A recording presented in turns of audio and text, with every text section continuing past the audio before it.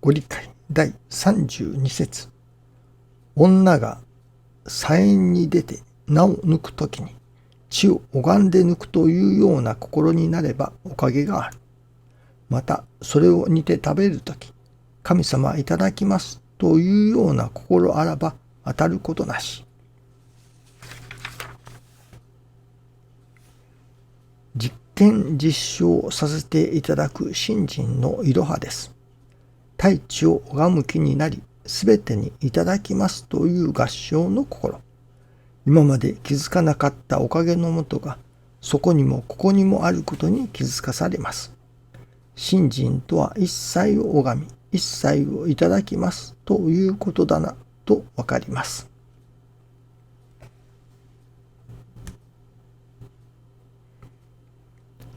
信心は愛縁起縁とも教えてくださいます。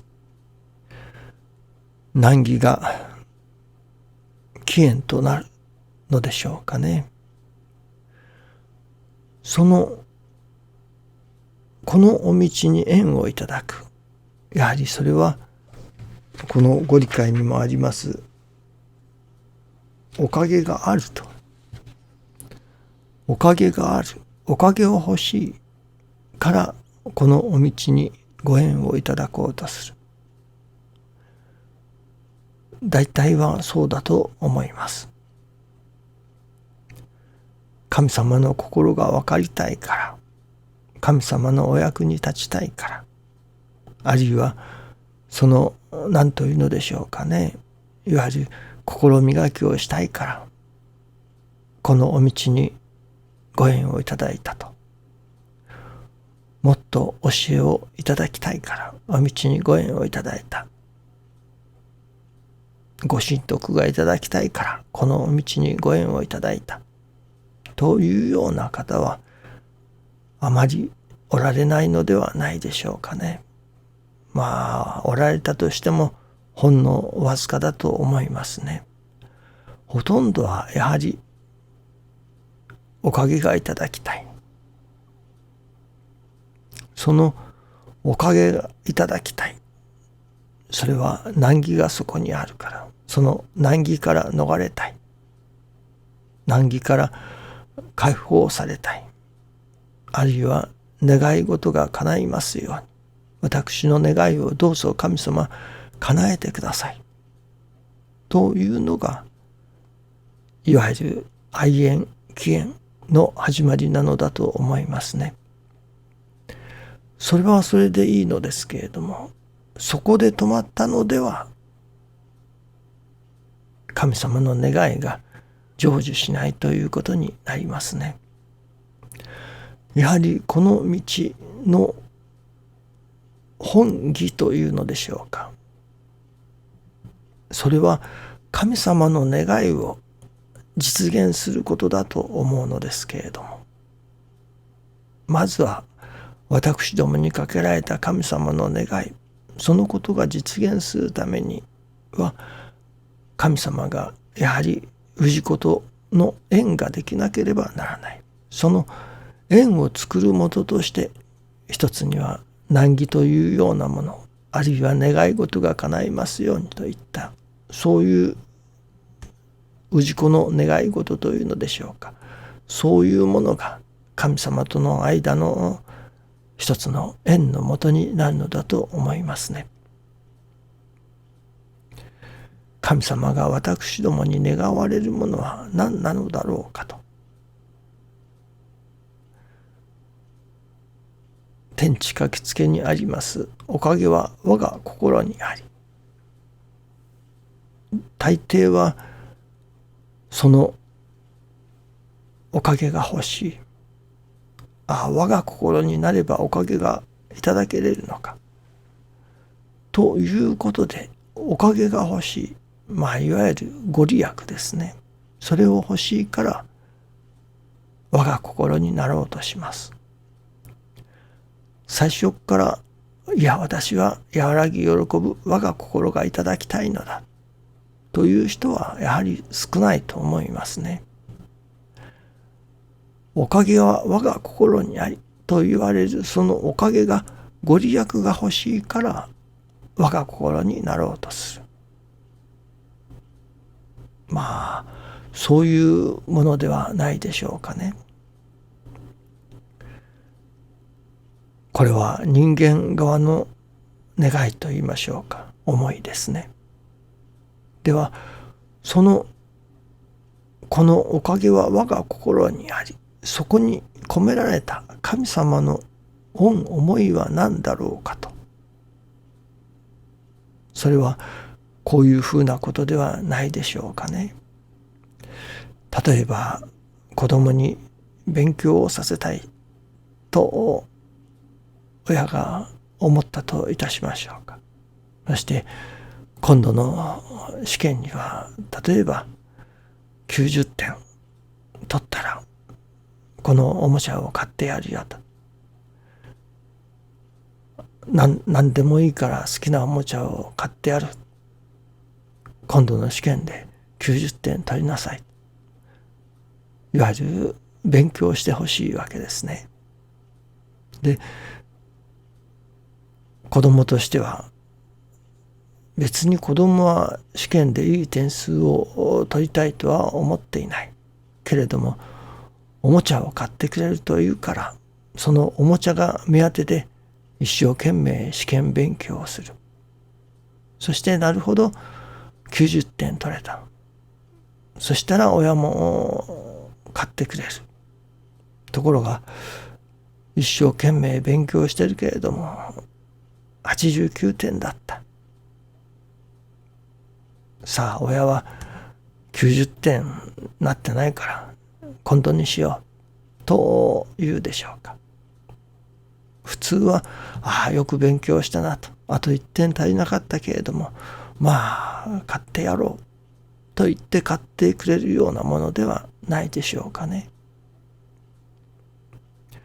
そこが師匠が言われるところの我が心を求める、我が心になろうと精進する。しかし我が心にはなかなかなり得ない。けれども神様がその精進、氏子が我が心になろうとするその精進に免じてというのでしょうか、レンコンを食うてくださってそのおかげを授けてくださるということにもなるのでしょうね。ここで注意すべきは、親は子供におもちゃを買い与えたいわけではないということですね。親が子供に望むことは、その子供が勉強をしてくれることを望んでいるわけです。ですから、おかげは我が心にあり、神様は人間氏子にご利益を与えたいということが目的ではないということになりますね。神様の目的は人間氏子が和らぎ喜ぶ我が心を求めて精進するところ、そこにあるのだということになります。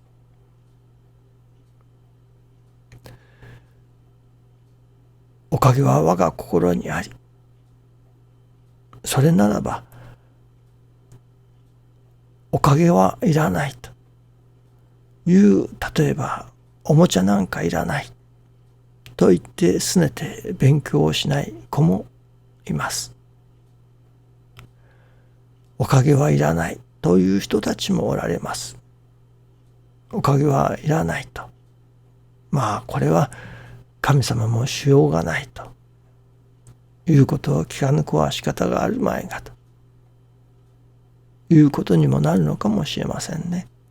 しかし神様がその氏子におかげはいらないという氏子にでも願っておられるものは、その氏子が和らぎ喜ぶ我が心になってくれることを願っておられるわけですね。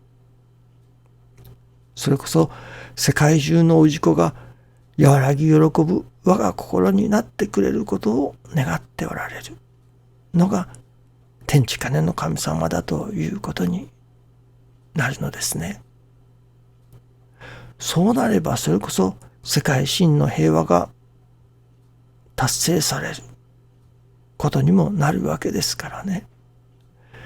誰でもが我が心をいただけば世界は平和になることでしょう。この我が心は神様が人間氏子に願っておられる心だということになります。我が心をいただこうとする、その我が心へ向けての精進、その意味合いというのか値打ちが変わってきましたね。これまではご利益が欲しいから我が心を求めようとする。いや、そうではないのだと。神様が私どもにそれこそ勉強をしてほしいと願っておられるから勉強するのだと。おもちゃが欲しいから勉強するのではない。勉強することが神様の願いだから、親の願いだから、その親の願いに沿うために勉強するのだ。いわば和らぎ喜ぶ我が心をいただこうと精進する。それはご利益がいただきたいから精進するのではない。神様が私に願っておられるその神様の願いだから、神様の願いを願いとして、その願いが成就することのために我が心になろうとするのだと。これはもうただご利益が欲しいという人ばかりではない。世界中の人々がこの和らぎ喜ぶ我が心に目覚め、そこに神様の願いがあるということを目覚め、そのことに精進するということになるような、そういう世の中が来ることを願って、それこそ我が心を目指しての精進をさせていただきたいと思いますね。これはもう私が我が心を求めるというのではない。それはおかげが欲しいからではなく、神様が私どもに授けたいと願われる我が心、持ってほしいと願われる我が心、その神様の願いを願いとしての我が心を求めるという精進になりますね。